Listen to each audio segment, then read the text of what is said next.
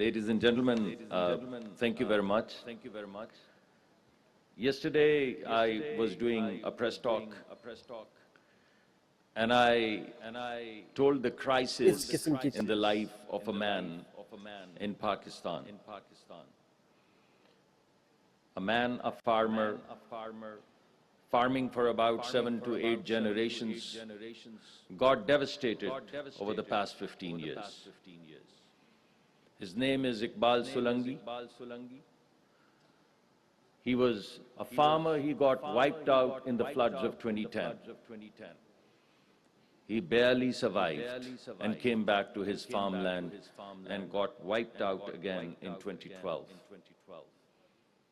He left the farm for a while, tried to put food on the table for his children, and came back to farming once the water went down. And he was hit again in 2022.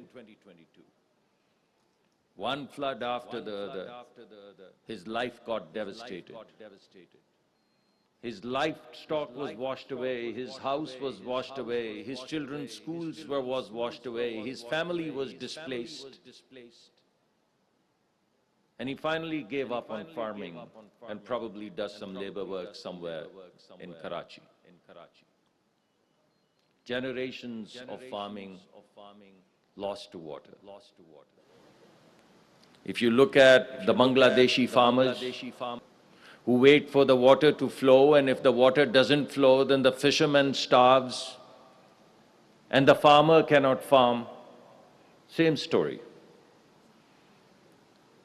In Sahil, at Sahil, a woman walks about 4 miles one way to get 1 bucket of water every day. And she has to walk 4 miles because the river that flew next to her village has pulled back. And has pulled back because someone upstream has stopped the flow of the water. Every day she walks 4 miles to get 1 bucket of water to bring back to her children. This is what she did yesterday. This is what she is doing today. And this is what she would be doing tomorrow. This is not a crisis in her life. This is her life. This is her life. On the Nile and the Tigris marshes, and the story of the once herald sea.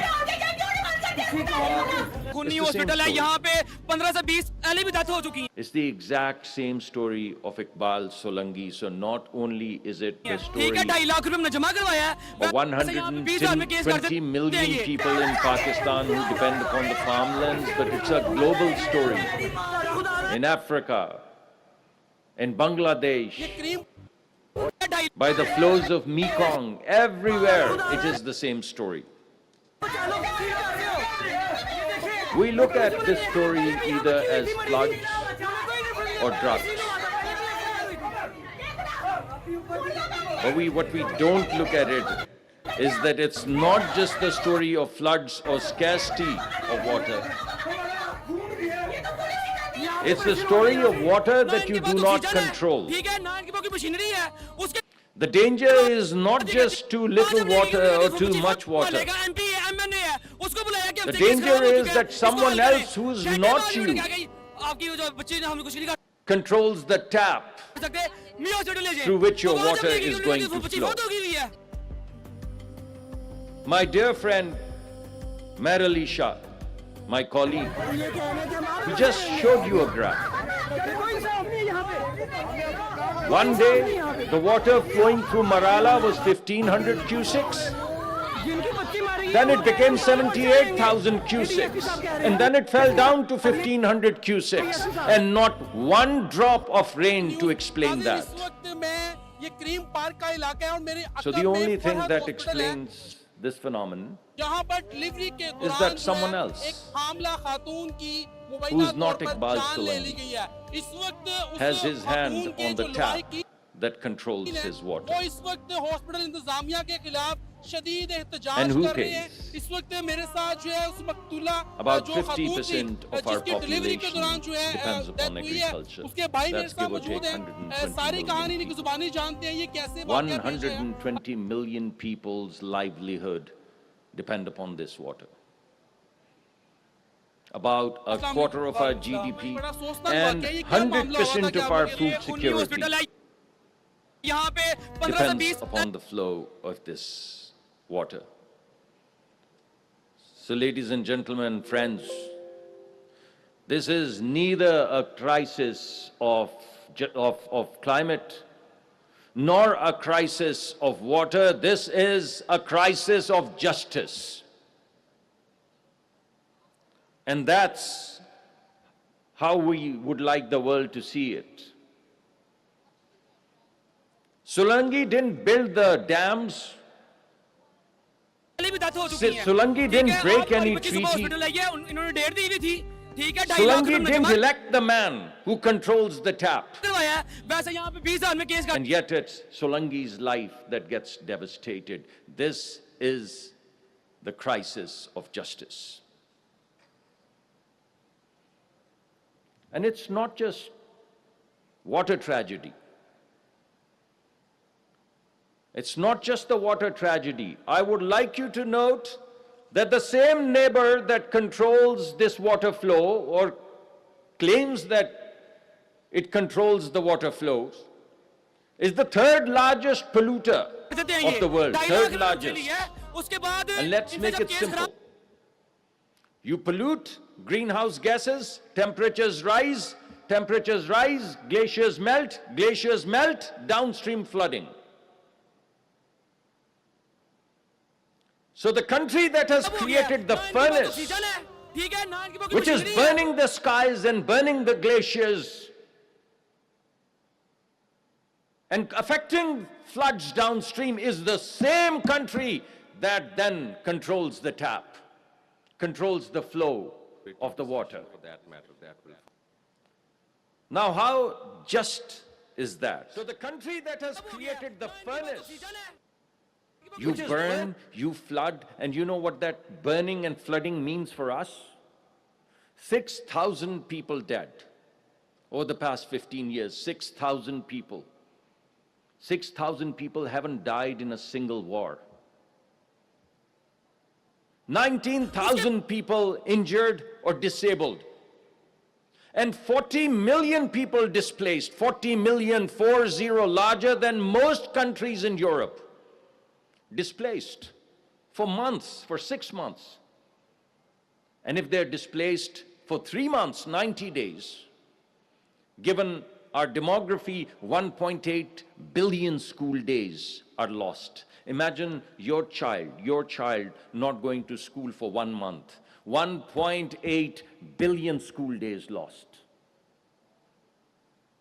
Because someone else decides when the water is going to flow and flood you. Someone else decides when the water is going to be stopped to the extent that your soil cracks because of dryness and is rendered useless forever. Someone else decides that. That is the crisis that we are talking about today. We have a treaty for this. We call it Indus Water Treaty, which is why we are all here today. When you want to test law, you test the law at its weakest point, not the strongest point. And this treaty is one of the strongest treaties of the world, not the weakest treaty. Let me say it again.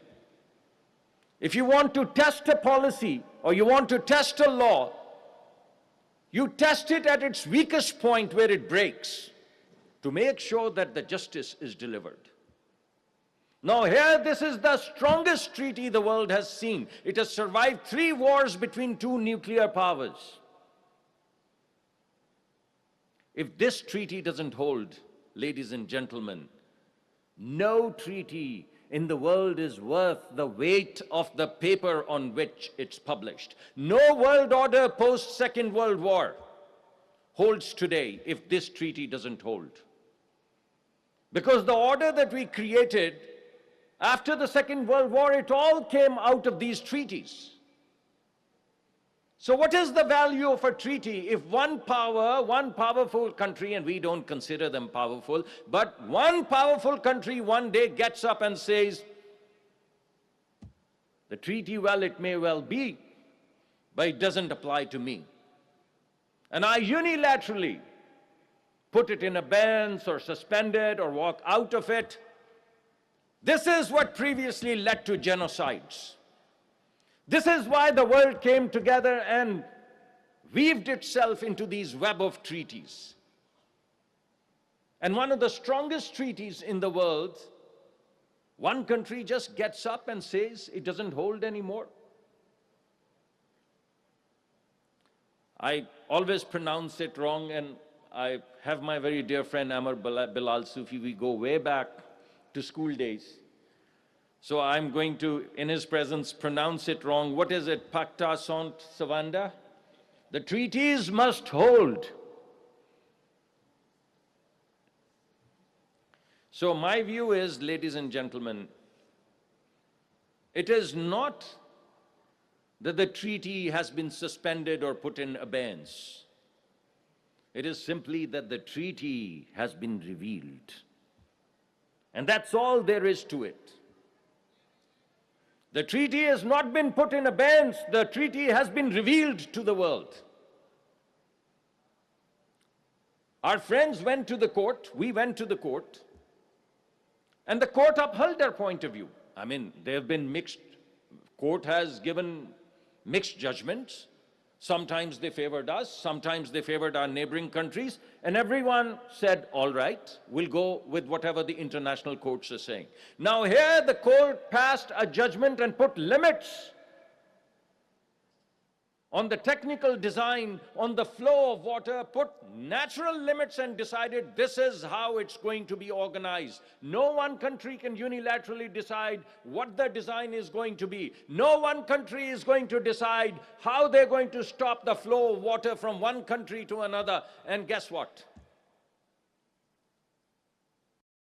The country got up and said, I don't accept the jurisdiction. I don't accept the jurisdiction? So what is the jurisdiction of international courts of justice?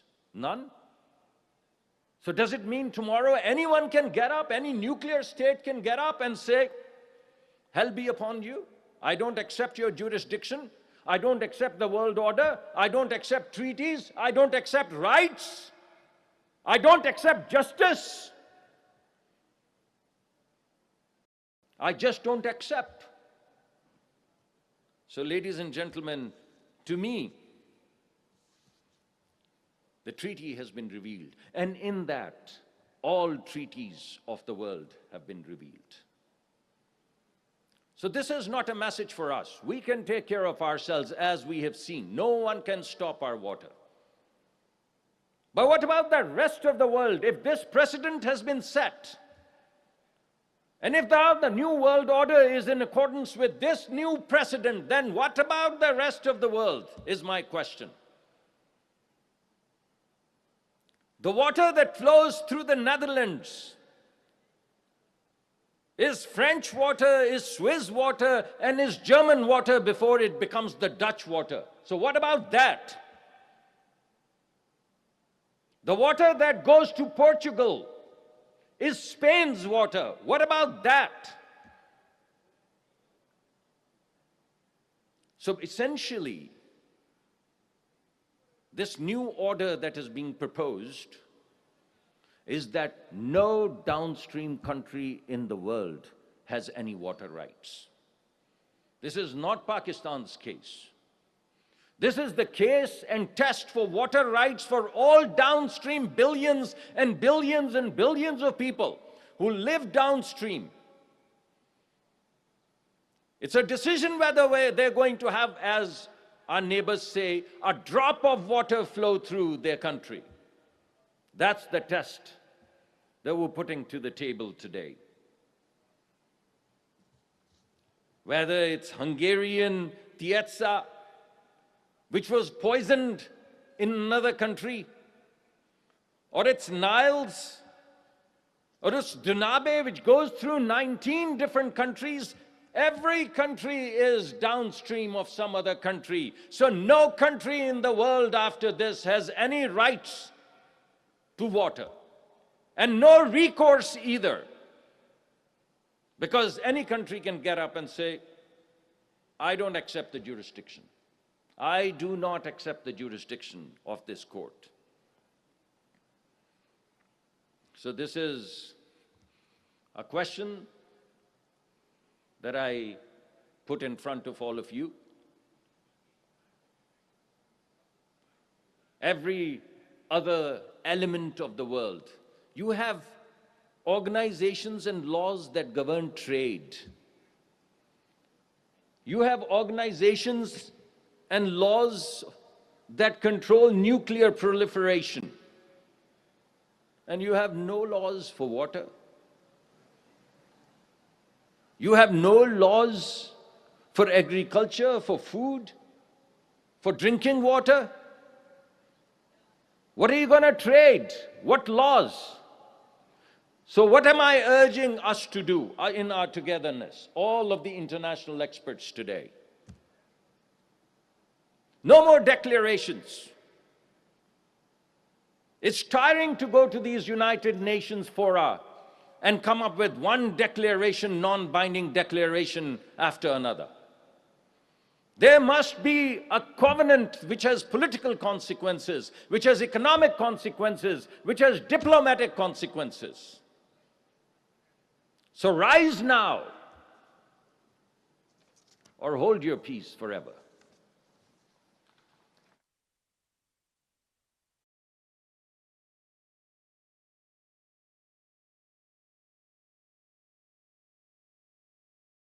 आपको बताएं कि इस्लामाबाद में सिंध ताश मुआहदा बैनुल-अक़वामी seminar जारी था, जबकि मुसद्दिक़ मलिक की जानिब से कहा गया कि आलमी सालिसी अदालत करार दे चुकी है कि भारत पानी को बहाव को एकतरफ़ा नहीं मोड़ सकता। आलमी सालिसी अदालत करार दे चुकी भारत पाकिस्तान के हिस्से के पानियों के ज़ख़ायर नहीं तोड़ सकता। भारत आलमी सालिसी अदालत के फ़ैसलों को तस्लीम करने से भी इनकारी है। उन्होंने कहा पाकिस्तान ने तबाहकुन सैलाबों का सामना किया है, जबकि ये माहौलियाती मसला नहीं, इंसाफ का मामला है। असल मसला पानी को कंट्रोल करके बतौर हथियार इस्तेमाल करना है।